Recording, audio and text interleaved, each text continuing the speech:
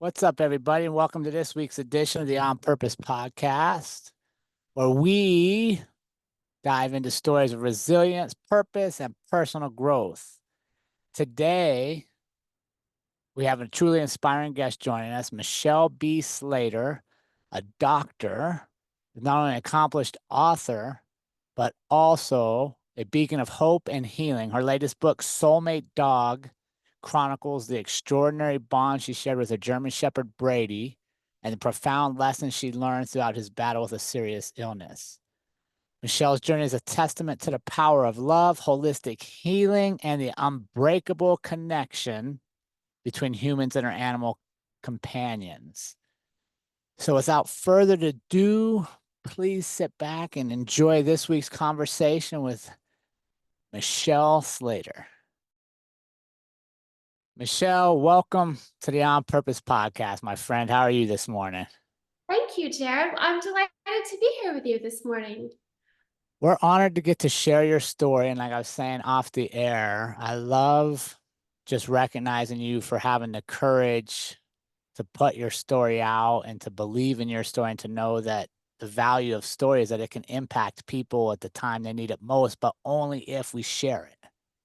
Yes, this is so true. And thank you for saying that, because I have to say there are parts of Soulmate Dog that were incredibly hard for me to write because, as you know, it's so intimate and so personal. And I just felt that so many people and animals would benefit from me sharing this story. And, and part of my mission in life to be able to share if I think that something can help someone, animal or human. So I was really motivated. That motivated me to write things that felt really intimate to share. I love it. I can't wait to explore more about your journey with Brady and how it transformed your understanding of the human animal bond, right? Because I think so many of us have animals that play such a critical role in our lives that it was fascinating when I came across your story. I was like, oh, I want to learn more about this. But before we do, Michelle, I like to warm you up before we get going, before we get into the real story. So are you ready for your warm up so we get our minds and our bodies thinking here? Yes, All let's right, go. here we go. Sunrises or sunsets? Sunrises, because I've been meditating most of my life and I love to be awake and witness the sunrise. Like the universe is giving me this light and giving it to all of us, but I like to be there to witness that and to feel it and breathe it in. Oh, I love And it. it just lights me up. It lights me up too, the sunrise. That's a good one. I love that explanation. All right, favorite book. A book that I mentioned briefly in Soulmate Dog, The Tale of Genji, because it surprised me. It's the world's first novel written in 1154 in Japan by a woman, Murasaki Shikibu. And it has this aesthetic beauty, and I was surprised that a book so old was written by a woman in Japan, and it's brought me a lot of beauty and even life's lessons on life and death. And so there you are. Oh, wow. I'll have to look that one up. I'm not familiar with that one for sure. All right, what is a memorable quote or saying that's kind of guided you through life?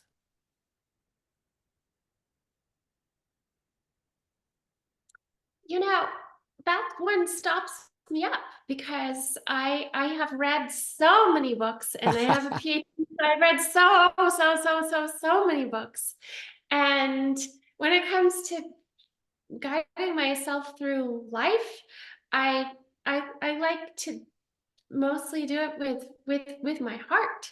So I don't go to the books for that. Do you have a quote that sticks with you when you're having a day and you're like, wait a second, or you have a fear or a doubt and you're like, wait, no, I remember something that helps me push through walls, push through barriers.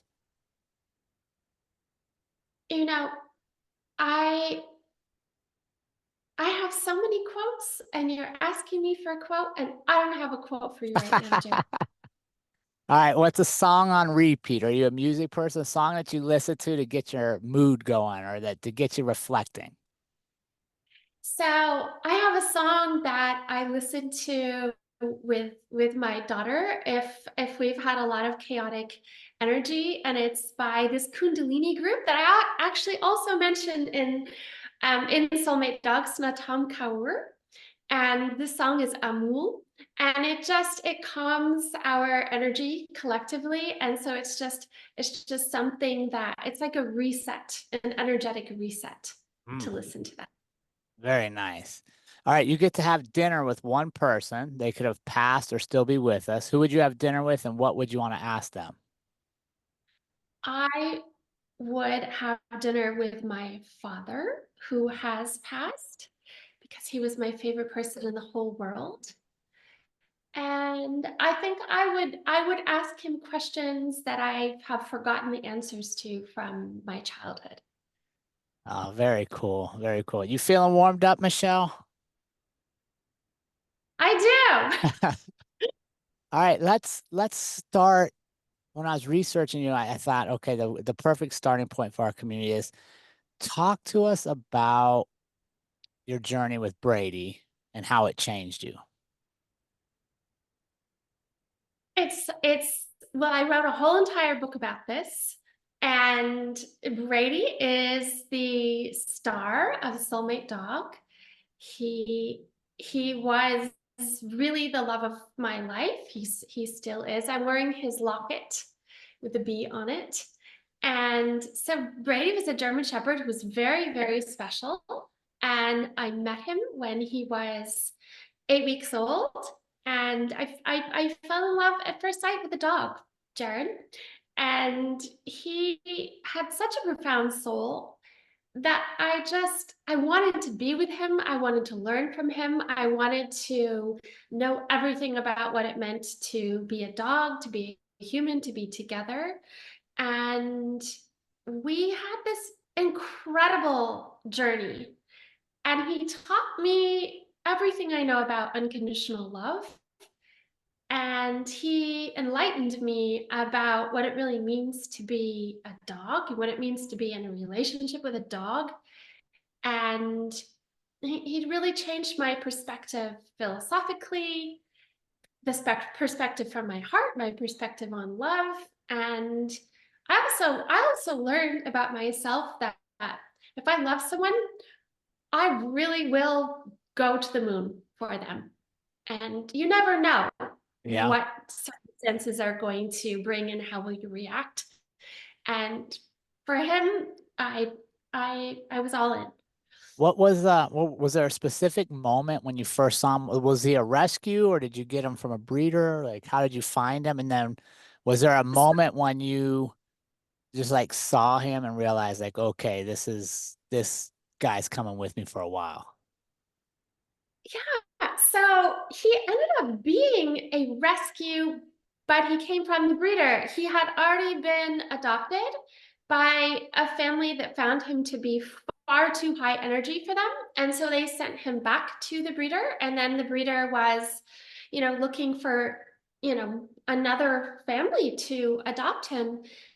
And it was as I described it in Soulmate Dog, it was like something supernatural happened between us because I had never fallen in love at first sight with a human before. I'm reserved. I take my time. I want to be friends first.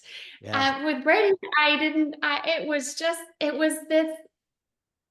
like this instant connection that was really profound. I had no words for it, but I knew immediately. It was the gaze in his eyes. And if you want to quote, there's that great Martin Buber quote about how an animal's eyes speak a great language. And there was so much in his eyes when I met him.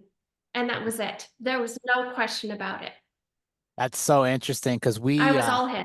oh, I believe it. Me and my wife adopted a Mr. Otis, we call him. He's a golden doodle, and we got him about a year and a half ago. Same kind of story. He was from a breeder, but got abandoned and put in a rescue. And it's funny to talk about the eyes because when we went to pick him up, we had never met him. He was covered in lice and fleas and all, much different than we thought we were showing up for. But as soon as my wife held him and I saw her look at him and him look at her, I was like, oh, this guy's coming home with us for sure. That's it. That's exactly it. I knew I was all his from that moment on. What was your first, like your first good moment when you realized like he really trusts me? I felt that right away from him. Like we gave each other our trust right away. And I took him everywhere with me. I took him to work with me. I took anywhere that I went, he came with me. And I made this commitment to him that I was going to be there for him. And whatever I did, he would be doing it with me. And if he wanted to do something, I would engage in it with him. So I made this deep commitment to him. It was like he got that. What was your favorite thing to do with Brady? You know, I also write about this in Soulmate Dog. I loved days where we just could spend the whole day together at home and we didn't have to go anywhere. We could just be together. It was like we were communing together. So just blocks of time together were great. And I spent a lot of those that were at home because while I had him, I was also very sick with Lyme disease. So I had times where I could just that's all I could do. But we also loved swimming, hiking, just sharing quality moments together.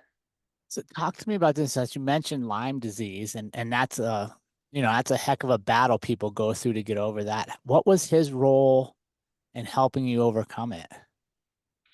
So I didn't actually overcome Lyme disease while Brady and I were together. But I did write a book. My first book, Starving to Heal in Siberia, is about my recovery Right. from Lyme disease, which is another sort of radical medical memoir. But Brady, he helped me to just accept myself as I was. He did not place any demands on me. He was like, we don't have to go for a walk today. We can snuggle and you can stay in your pajamas, and that's okay. So he was not exigent. He was very accepting. And I needed to accept myself in that state because I had demands on myself, but he was very comforting. He was like, wherever we are, that's okay. So that was great for me. I love what you said there, and I think let's spend a minute there and I really like that because pets, especially dogs, are very unconditional loving, and that's why people are attracted to them, right? Like they don't care what kind of day you had, they don't care if your clothes match, they just love you so much. But what I loved is you said it made you think about how can you love yourself like he loves you. Talk me through that journey when you recognize, like, okay, let me apply this to myself. Let me take what Brady's teaching me and make sure I'm loving myself the same way. That's a really interesting question. I like your question, Jerrod. And I think that was the story of Brady. Brady was a wise soul. It's like some humans are seem like they're newer souls, and some have that old soul quality, and he had that. His whole life he had that. So I always felt like he had lessons to impart, and I was receptive to his lessons. And so I felt like not only did he teach me most of what I know about unconditional love because of the way that he treated me and we treated each other, but I felt like sometimes he would just look at me and I felt like he was saying to me, you need to examine the contents of your own soul here. So just go and do that. And I felt that intuitively. And so it was like he would give me a task, and I was eager to do it because we were really both committed on a soul level to this love that we shared. Yeah, I love that. And as you're saying that, I'm trying to think to myself, like how much more enriching relationships could be for all of us if we looked at it all of our relationships like that, right? Like the fact that you and I met and we get to have this conversation today, like I'm excited to learn from you. I'm excited to see what it is your story shares to me so that I can apply it in my story. And what I hear when you're saying that is like you slowed down enough to look at Brady and understand like, wait, Brady's teaching me something here. And I think as humans, we go so fast through everything that we miss a lot of amazing moments with another human or our pets or our kids. That if we just slowed down and had kind of like you did there, where you're like, wait a second, he's teaching me something. What am I supposed to do internally? How much deeper would our bonds be? And how much more fun would conversations be if we weren't in just such a rush to get through everything? I think that this is so key, Jerrod.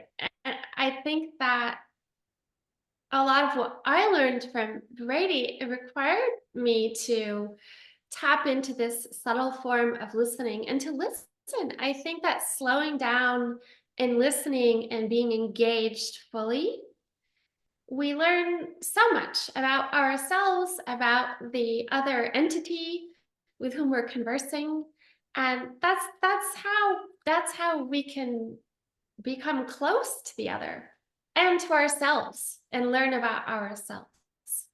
Yeah, I think that that's so fascinating because I'm guilty of it too, but you want to talk, right? Like you want to share your story, but really, which is good. But if you take the time to listen, you'll learn that your story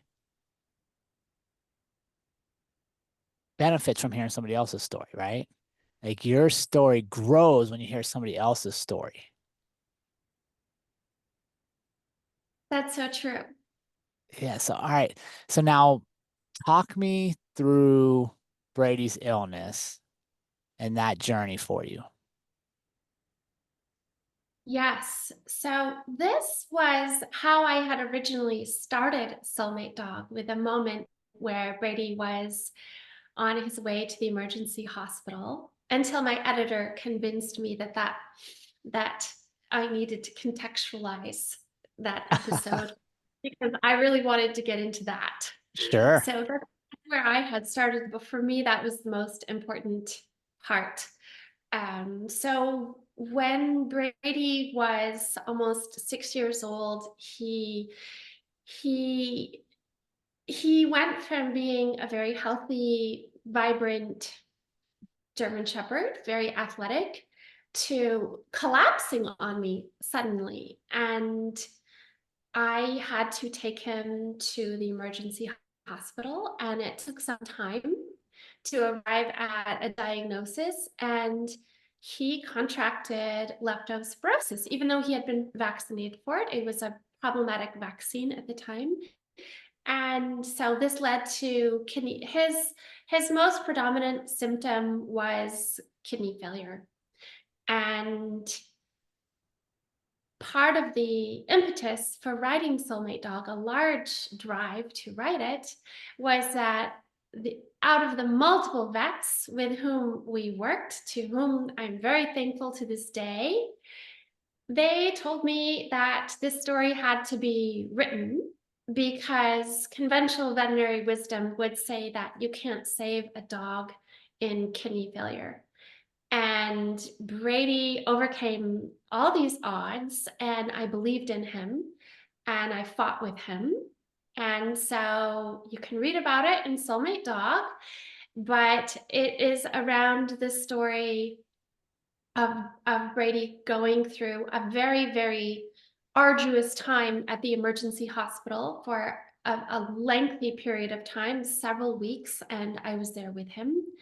And him coming out of this leptospirosis and going on to lead a high quality life for a good long while with me after that.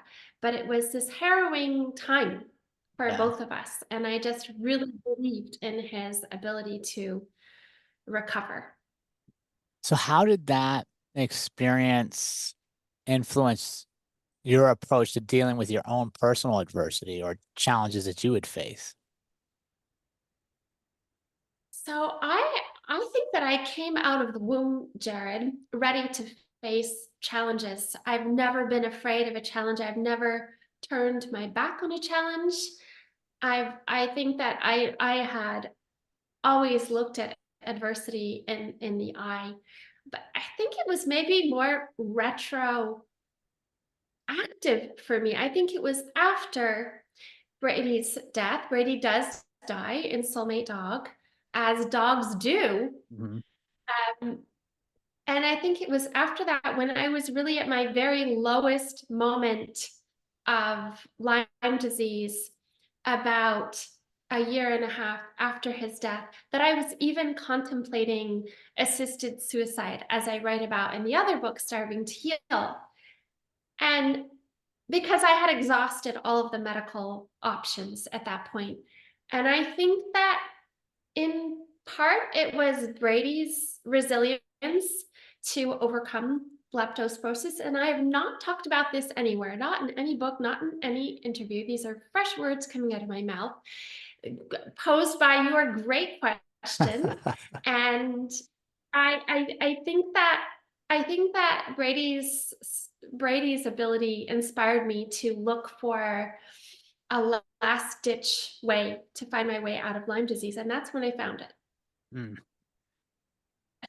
Talk to me about this. You mentioned something that got me curious. You came out of the womb ready to face personal adversity, you said, right? So talk to me about the youngest memory you have when you're like, wait a second, I'm a fighter here. Like I will rise up and challenge things. Was it like as a little kid? Do you remember that? I do. I absolutely do. Um, I think that it was I think that I challenged things philosophically eh, when I was a child. When I was a child, for example, attending Sunday school, and my teacher, my Sunday school teacher, happened to be my father, and I I respected my father. I found him to be a great authority on many matters, which he was. But I had some very challenging philosophical questions that I would not let go of, and I did not find his answers satisfactory. So, and so I remember that as being the first time where I was not willing to let go of something difficult if I needed to work through something. And that's more abstract. And I had plenty of physical examples as well, but that's an early one. I love it. Now, did your dad encourage you to continue to think and challenge thoughts, or did he say, Michelle, just listen to me on this one? You know, he never did that, Jerrod. He always encouraged me to be a critical thinker, to challenge conventions, norms. He never wanted me, he always said, don't be a sheep. I don't want you to be a sheep. And he got more than what he asked for. I think there were times when he thought I really was pushing the limits of that concept. But but ultimately, yes, he encouraged me to do so. That's so funny. We're talking about this because I just recorded another episode. Um, it goes out this week about 3 things that kill conversations, right? Like 3 phrases you can say that would kill a conversation. And one of the things I really try to be cognizant of, and I think we'd benefit from is, especially with our children or people we're leading in a workplace, is not providing answers, but providing more questions, right? Like if you come to me and you say, well, Jerrod, I don't agree with you on this. I'll learn much more from you if I say why. Tell me why you don't agree with me. Than I will trying to convince you to agree with me. Because you know what? Maybe I'm wrong. Maybe Michelle's right. Yeah, I agree with you. I also think humility, a good dose of humility is helpful with that, because I think something that kills a conversation is, oh yes, I already know that, with this certitude. Whereas I I I think that humility and approaching something from that quintessential Zen mind, beginner's mind, is it encourages the other person to share more and encourages you to listen. And that's when you can maybe really learn more than what you think you know. And it's way more fun. For everyone. Yeah, right? Like, gosh. And here's something I really admired about you when I was researching you, is you sought like non-traditional or maybe outside the box treatments for Brady. You did the same for yourself with Lyme disease. And I'm hearing you now, that goes all the way back to when you was a kid. We're like, okay, you told me this, but let me look for this for myself. How has curiosity benefited your life? Like, how has remaining like you said, humble enough to continue to learn and say, wait a second, you told me this, but it doesn't have to be my truth. Let me find it for myself. How do you balance that in your life? And what have you gained from that? I love your questions, Jerrod. I think with curiosity, how have I gained from that? How have I so I have a profound desire to learn, to know. I think that's why I'm an autodidact. I was partially homeschooled when I was a child. I think that's why I pursued two master's degrees and a PhD, because I have a love of knowing and knowledge, and I like to pursue different paths to get there. I'm never devoted to one path, and I could fall off my path and then I could learn something brilliant from having fallen off the path. So I think that with that open mind of curiosity and never being dogmatic, oh yes, I have a doctorate, so I know that. I never ever felt like that. I always felt like it's a privilege to have Mm. the knowledge that I've gained, but I have such quirky ways of thinking about things. I think it's the discipline of research combined with creativity and imagination, intuition, and knowing that there's always something beyond what I do know that drives me. And so that sort of process, messy process, maybe, if you will, Yep. has always brought me to a precipice of never staying static in my body of knowledge, but also always driving me towards learning something else, something beyond what I thought I might be able to know. And that's how I was able to find treatments that were alternative for Brady and for myself, and to be open and and trust in that process of even experimenting with knowledge and curiosity and being open to new ways of knowing. Mm. How do we check ourselves on that, Michelle? How do we know? Or do you have a practice or some boundaries where you're like, okay, wait a sec, I haven't been curious enough lately. I'm falling back into a rut where I'm just accepting what I already know. Like, well, get back out there, get learning again. Do you have some way that you manage that? Well, I think ultimately having a challenge like I had with my health, or what Brady had, those forced me into that, because it was really life or death for both of us. Um, but I would say I think that you mentioned three things that kill a conversation. I think one thing that kills a life is Ooh, complacency. love it.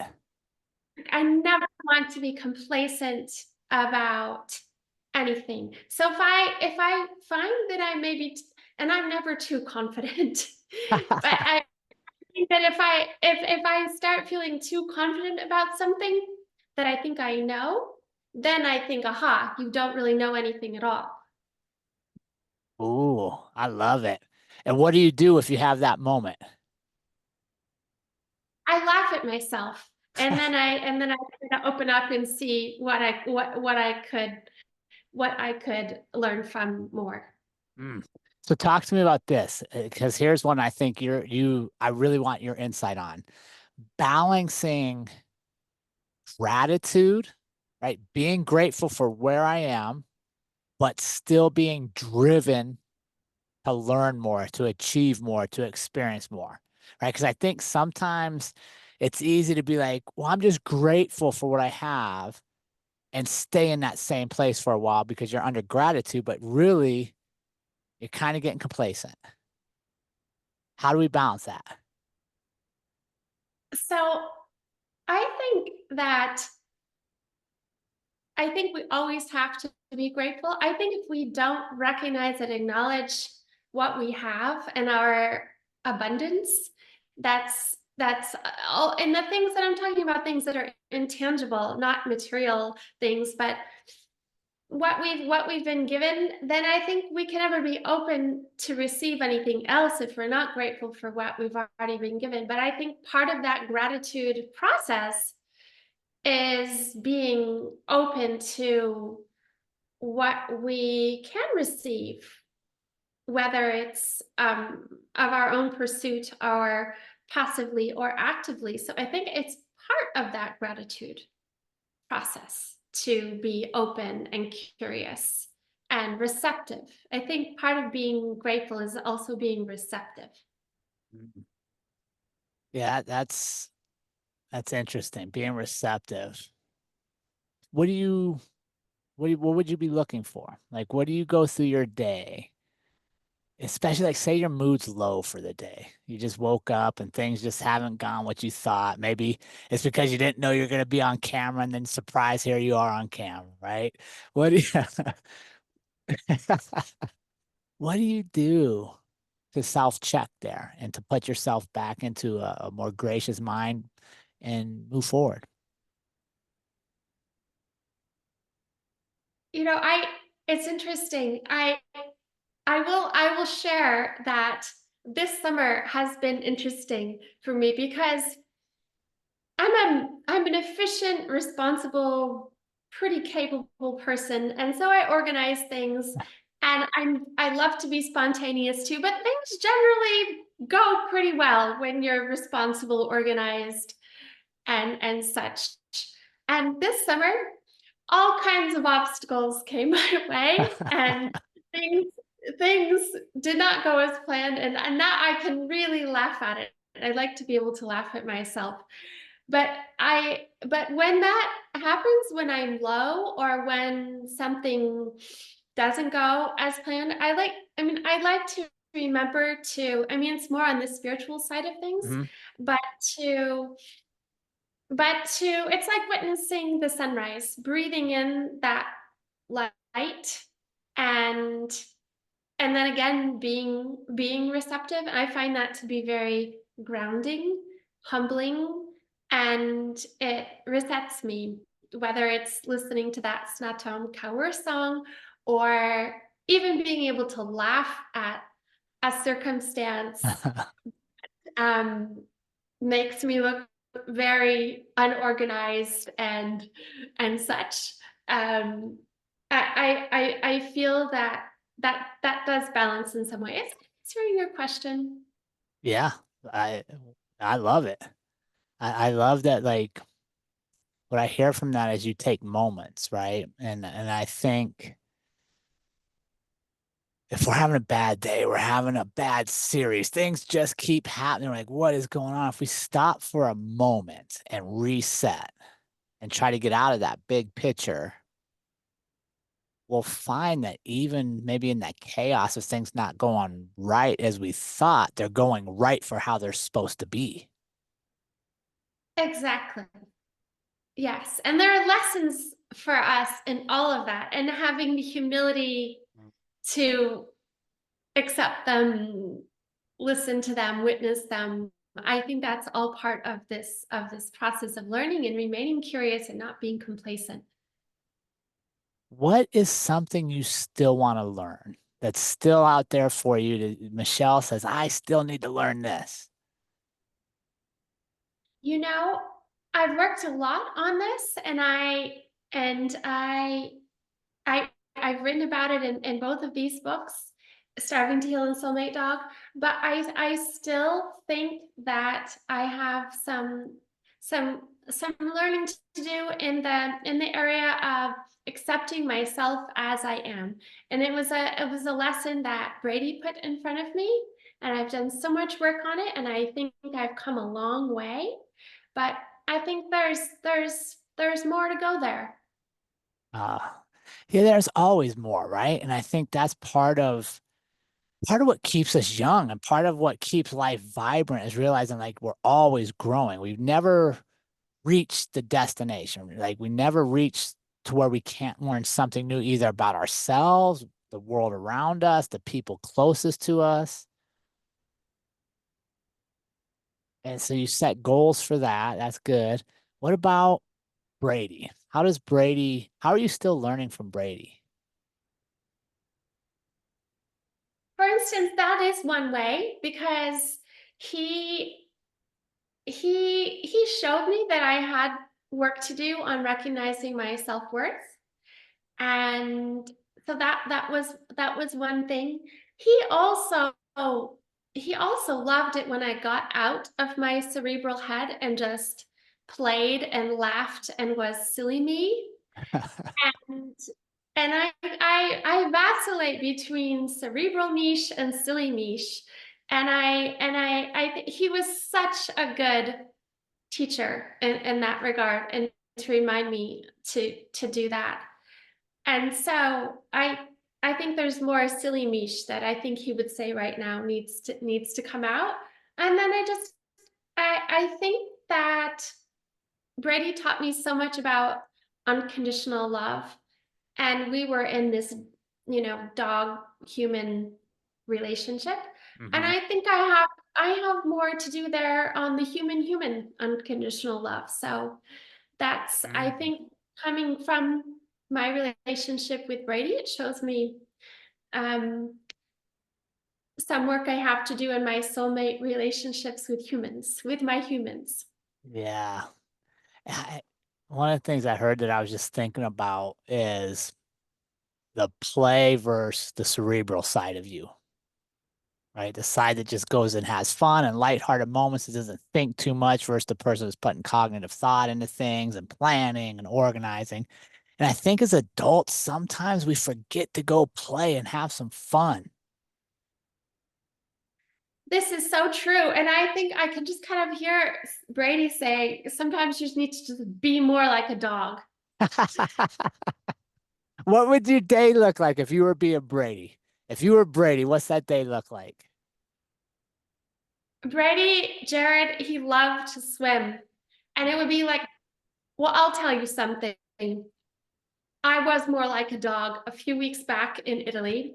I was with my tribe in Italy, and we were at dinner, and it was right above the pool in the hotel. I was fully dressed in a cocktail dress, and we were having this conversation. We were joking, and dinner was over. We were on to coffee and tea, and I just slipped off and I went downstairs. I jumped into the pool fully clothed. I swam and I came out and I went back to our table.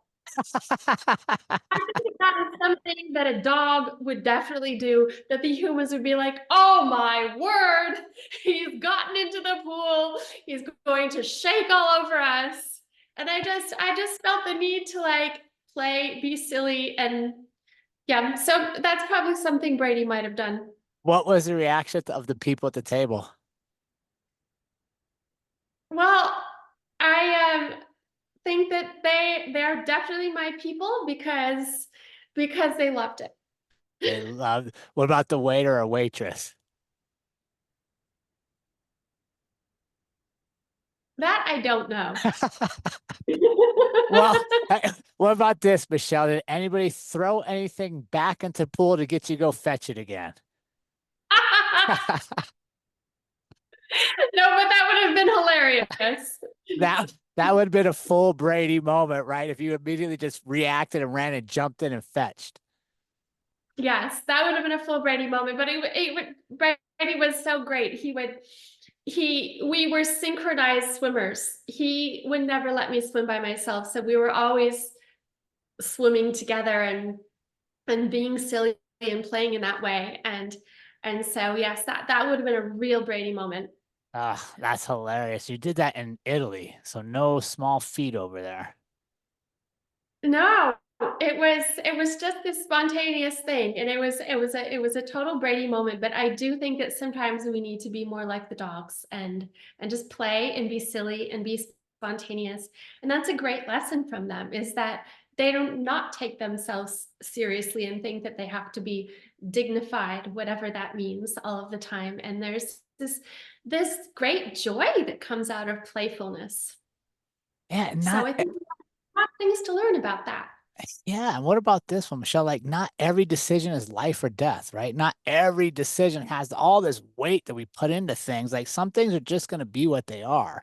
And I think to me, when I look at Otis and I hear your stories about Brady, I think that's one of the great things a dog does for you is it puts you back in just a moment. That's right, of just being in the present moment Hmm. and not putting too much weight on that present moment. That's such a good point. Yeah, like they're not thinking about like, oh my gosh, how does this affect 20 years down the road? Like they're just like, oh, my person here is throwing the ball, let's play ball. Or my person here is taking me a walk, let's walk. Or like you said, my person's not feeling good today, so let me just lay with them. Yes. Yes, but it's this real ability that's profound to rest in that present moment, whatever it might be. I think that that is one of the most beautiful things about dogs. That and their ability to love unconditionally, which is so beautiful, Yeah. which I'm sure that you've seen with Otis. Yeah, no, he's been awesome. Best dog I've ever had for sure. So, Michelle, as we're getting close to wrapping up with you, talk to me, share with our community a couple practices or habits that you've created that help you stay positive and keep that purposeful outlook as life just comes at us. So I like to every single morning with the sunrise if I can. And I like to breathe in that light of the universe. I like to breathe that in. I like to imagine myself being filled up with that, with every cell of my body. And to I like to really focus on the positive because I think that there is so much in this world that's crazy and that is negative or can be construed in a negative way. And although I don't like to deny realities that are challenging and difficult, and I'm not in denial. No, I did not break my arm. It's fine, and I'm bleeding. Not that. But I do think it's so important to dwell in the light and dwell in the positive. And so that's a practice that I embrace every single day. And I think it does help me tremendously. And I think it has tremendous, it could be a tremendous benefit to everyone. And I think another is linked to gratitude, to really recognizing even just the most simple things. Um, Having a hot cup of tea at night, having the ability to walk, to notice the leaves dancing on the trees. It doesn't have to be, I'm grateful for my house. It doesn't have to be something like that. It's these moments in our daily lives, and just to really be open to that and to feel to feel joy at the abundance that we have that's tangible and intangible. I think that helps us to stay positive in times that are difficult. And if we make it a daily practice, it's strong like a muscle, and it will be with us in the times when we don't feel it as much. Yeah, it takes practice, right? And I think that's important. Like we walk, run, we lift weights to exercise our body, we do yoga, whatever we're doing for our physical. But yeah, sometimes we forget we got to practice focusing on the positive, right? And I'm just like you, like I'm a very optimistic person. I'm a very like I do believe I can change the world, and I believe you're going to change the world, and I believe us together is going to change the world. It doesn't mean I don't know there's bad stuff out there, and it doesn't mean that I don't know not every day is going to be the best day. But even in the day that's not the best day, there's something really good for us. Exactly. I'm exactly with you. That's such a good point. Right. And I can't have, how do I have those really, really good days, Michelle? How do we have those great days if we don't know that it's a great day because we had a day that didn't feel that great? I've written about that too. This is a quote. Okay, you wanted a quote in the beginning. It's Yes, not I a got direct. my quote. Well, I I loved Dostoevsky when I was a teenager, and I read Brothers Karamazov over and over again, his novel. And my takeaway from that was and he did write this, it, that you can't know joy without having known suffering. Because it would just be joy all the time. If you didn't have a contrast, how would you know what joy is? And if you read my books, you'll understand that I definitely experienced suffering. But the lesson of that and the value of that and why I was never afraid of suffering is because that's it. You can't know joy without having known suffering. And I welcome that and embraced the value of both. Yeah, and I think that's the key, right? It's just accepting it. Like not trying to change it all or control it or put it in this box that you think it's supposed to be. Just accept it. And if it's not if it's a rainy day, just accept that a rainy day is great to stay indoors and read a book. Like if every day is perfect temperature and perfect sunshine and you feel like you always got to be out, well, you don't get the other balance, right? Like we need them both, and both are equally important to our story, the good and the bad. Yes. Yes. And I love what you said, right? If I focus on the positive, if I spend a little bit of more morning focus on the positive, then even if something that comes that is an obstacle, that is a challenge, instead of letting it derail my whole day, I'm more inclined to look at it as, wait a second, this is a chance to learn something new. This is a chance to deviate. Maybe I'm in traffic and there's a detour. Well, maybe because I take this right here, I find a new coffee shop or I find a new place that I didn't even know existed because I've never taken this road. That's exactly right. There's so many things to discover, and that's where curiosity comes in too. If we're open to that, then the discoveries are magical. I love it. And I just love your energy, Michelle. I feel like I could talk to you a lot longer. And what I like hearing from you is like I think you probably believe or I pick up from you that life is happening for us, not to us. And anything that's coming our way is designed for us. Yes, and sometimes we need to sit with that a bit and observe that and see what it does have for us. Maybe it's not evident right away, but For there's sure. always something to learn there. Always something. I love it. Michelle, where can our audience stay connected with you? Where can they pick up the new book, Soulmate Dog, and read the whole story of Brady's journey?